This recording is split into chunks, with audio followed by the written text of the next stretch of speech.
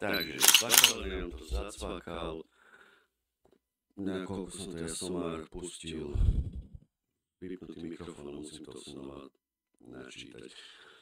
Ospravedlňujem sa vám za kvalitu zvuku, ale kúpil som si nejaký, neviem aký mikrofón, oldschoolový a myslel som, že to bude nahrávať v nejakom takom starom štýle, ale skôr to robí problémy, ako by som toto povedal. No, dneska by som sa chcel venovať workshopom, alebo teraz by som sa chcel venovať workshopom.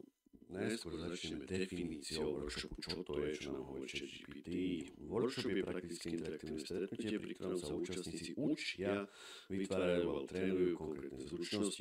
Obvykle pod vedením odborníka na rozdiel od klasickej prednášky je workshop založený na aktívnej účasti, diskusii, práci v skupinách, často aj v reálnych úlohách či ukážkach. Typické črty workshopu na tému problém, ktorý sa rieši, vedie ho odborník, účastníci pracujú, skúšajú a tvoria, využíva sa diskusia, spätná väzba, cieľom je naučiť sa niečo konkrétne, cieľ workshopu. Workshop nemá len informovať, jeho cieľom je zmeniť spôsob myslenia alebo zlepšiť konkrétne zručnosti. Môže byť vzdelávací, kreatívny alebo rozvojový, napríklad z fotografie. Fotografický workshop môže byť napríklad o práci s modelkou, svetle, portréte, akte, fashion, urbexe, postproces, budovanie portfólia, sociálnej identity atď. Pasívne počúvanie, aktívne učenie, teória, prax, jednostranná komunikácia, diskusia, cieľ, naučiť sa alebo informovať. No, prečo toto čítam? Aby som trošku priblížil svet workshopov na Slovensku, v Čechách, v zahraničí. Začnem s tým, čo som sa ja účastnil. Účastnil som sa prvého workshopu, ktorý bol úplne geniálny, pod vedením majstra Jana Hronského a modelkou Annou Kruckou. Myslím si, že to bol geniálny workshop, nakoľko som tam bol sám, ako účastník a inžinier Hronský ma naučil veľmi veľa o práci so svetlom, s modelkou, s kompozíciou. Dokonca mi venoval časť a ukázal mi aj post-processing vo Photoshope. Tých informácií bolo tak veľa, že som si to zapamätal asi 1%, ale to vyním skôr seba ako jeho. To bol pre mňa fakt workshop, kde som sa naučil a posunul som sa milovými krokmi vo svete fotografie niekde inde. Ďalšie workshopy, ktoré som zažil na Slovensku, bol kvázi začiatok senzual punku. Bol to workshop, neviem prečo by som to tak nazval, ale bolo to také stretnutie fotografov a modeliek, taký riadny underground. Bol tam smiešný účastnícky poplatok, modelky mali smiešné honoráre a bolo to všetko super. Páčilo sa mi to, ja ten underground môžem, je to fakt, že pecka.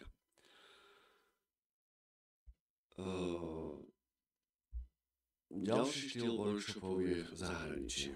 Zahraničie je veľký risk zobrať modelku, lebo tie modelky môžu byť rôzne. Prvý workshop v zahraničí je o tom, že človek je wow, že je niekde v zahraničí s nejakou skupinou ľudí.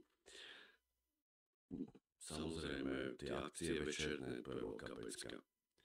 Ale čo sa týka fotenia, je veľmi dôležitý výber modeliek, extrémne dôležitý, lebo buď modelka je pripravená po obede, a to hovorím z vlastnej skúsenosti, že ona povie, že ona do obeda spí, alebo proste ráno na východ slnka nepôjde, alebo proste fotiť nebude s fotografom to, čo on chce, aj keď je vedomá si toho, že išla na punk artový workshop, kde napríklad vyplazenie jazyka je samozrejme, si myslím, a nakoľko to má v portfóliu, tak to nespraví, ale spraví to na TFP fotení. Preto menej niekedy viac. Máte napríklad 6 modeliek, z čoho jedna je chorá, jedna pribrala dosť veľa kilogramov, Druhá pribrala tiež dosť veľa kilogramov a ešte do toho chorá. Tretia je prvýkrát tam, čo netuší, čo sa deje, čo sa bude deť, ale z toho bolo celkom sranda. A štvrtá je, ako by som to povedal, taká princezná, ktorá tam príde, ona tam ani nechce byť, ona nevie, ona tak ona nechce.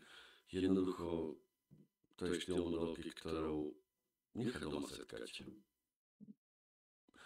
Potom máme štýl modelky, ktorý, ako som spomínal v minulom podcaste, fotí a to sú také mazané modelky, ktoré mi nesadnú a nemá čím zaujať. Ani postavou, ani tvárou. Nemá čím zaujať. Je taká bežná, dotetovaná alebo dokérovaná.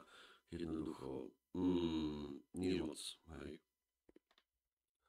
Veľa fotografov akceptuje tieto veci, lebo to berú skôr ako taký, ani nie workshop, ale že stretneme sa, popijeme, pokecáme a pofotíme. A to pofotíme vždy na konci. Vždy na konci pofotíme. No, čo som ďalej chcel povedať? Už viem. Chcel som definovať slovo úchyl. Slovo úchyl je hovorový až pejoratívny, urážlivý výraz bežnej reči sa používa najmä ako nadávka, ale v odbornom chápaní treba rozlišovať. Neutrálna odborná definícia, úchylka, odchylka od normy, môže ísť o sexuálne, obsesívne, patologické úchylky. Slovo úchyl nie je diagnóza. Je to nadávka, ktorú ľudia často používajú na niekoho, kto je len iný alebo zvláštny, excentrický. Odborné termíny hovorovo. Človek, ktorého správanie sa v očiach spoločnosti javí ako divné, neprimerané alebo sexuálne choré. Ale správnejšie povedať má parafíliu. Správa sa deviovane. No, prečo toto hovorím? Veľa modeliek, ktoré vidia aktovú fotografiu, povedia, že ten človek je úchyl. Alebo si úchyl. Jednoducho je to blbosť. Je to slovo, ktoré im strach a nepoznané príde prvé na toľko moja vsúka zo slova úchyl, máme 7 minút. No.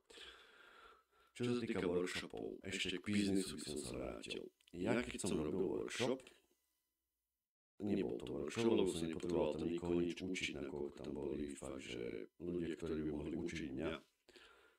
Takže zorganizovať sa mi podarilo 2.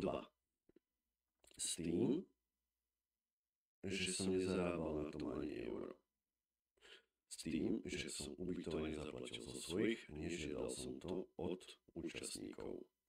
S tým, že modelky boli všetky TFP. A myslím si, že to bolo viac zábavné, malo to oveľa väčšiu úroveň, zábavy hlavne, ako niektoré platené. Hlavne čo sa týka takého undergroundovej zábavy. V poslednej dobe sa stretávam s workshopmi, kde sa platia veľké peniaze účastníkom, fotografom. S tým, že modelky majú smiešné honoráre, nakoľko sa s nimi rozprával, to sú smiešné honoráre. A rozdiel, ktorý si vie vypočítať aj malé dieťa, je zisk toho daného organizátora. Takže ja sa pýtam, vážení fotografia, to ste fakt taký dementi, že nedokážete napísať modelke a neviete si s ňou spraviť fotenie. Neviete búknuť nejakú letenku, neviete búknuť nejakú Airbnb. To fakt nedokážete bez toho sprostredkovateľa, ktorý vás aj tak nič nenaučí. Vedie Instagram, sociálne sieť. Napíše modelke, čau. Za koľko fotíš? Vedeli by sme sa dohodnúť tak a tak. Na tom workshope tie modelky nezarobia. Na tom workshope dostávajú smiešné peniaze. Hlavne také, ktoré sa z toho, by som povedal, živia. Lebo sú aj také, ktoré sa tým živia, alebo snažia živiť. Je to veľmi, veľmi ťažké. Veľmi ťažké. Vo väčšine sú vyhorené. S tými profesionálnymi, čo som sa ja stretol, sú vyhorené. Sú mega vyhorené. Ale keď badajú nejakú novú krv, nové nápady, tak idú do toho. Rozbláznia sa a ide to. No, toľko k tým workshopom. A som chcel len toto povedať, aby tí fotografia sa začali zamýšľať nad tým, že fakt som taký neschopný, dokážem tú modelku niekam zavolať. Peniazy ma to bude stať menej. Môžem zavolať dve modelky. Najideálnejšie je spojiť sa dvaja, traja kamoši, fotografovia. Zavolať 1, 2, 3 modelky.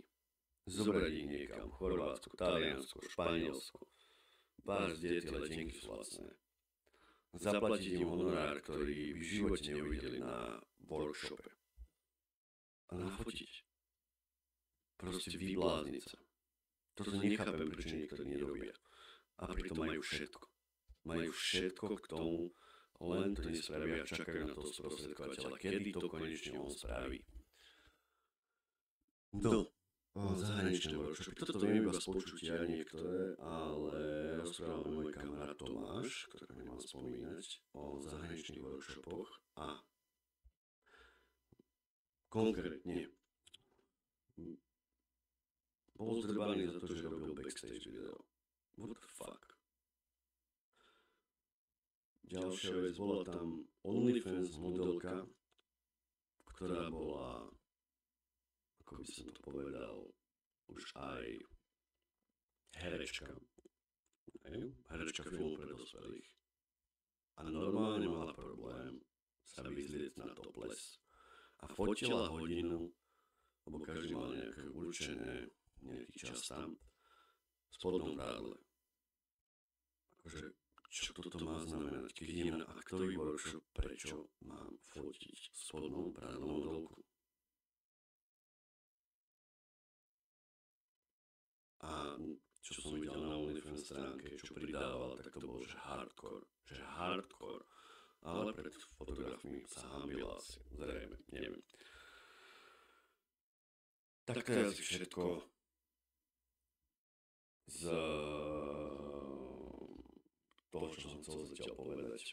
V tom predchádzajúcom som povedal veľmi veľa toho, ale možno je dobre, že sa mi nahral zvuk. Nakoľko by to bolo veľmi poborujúce, ale postupne sa rozbláznim. Takže arrivederci, Maxi končí.